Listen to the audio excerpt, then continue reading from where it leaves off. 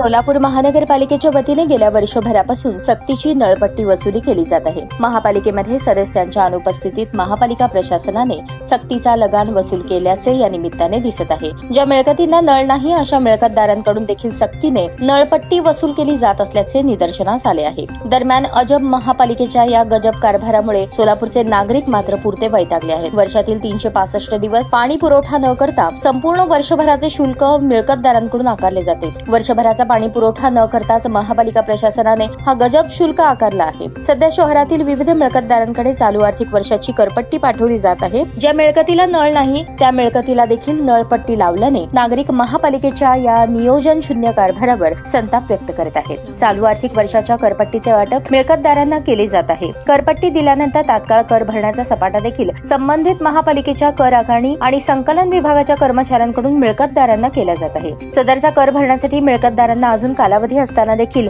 तात्काळ कर भरण्याची सक्ती केली जात असल्याचा प्रकार समोर येत आहे। महापालिकेच्या कर आकारणी आणि संकलन विभागाचा अजब कारभार मिळकतदारांसाठी डोकेदुखीची सबब ठरत आहे।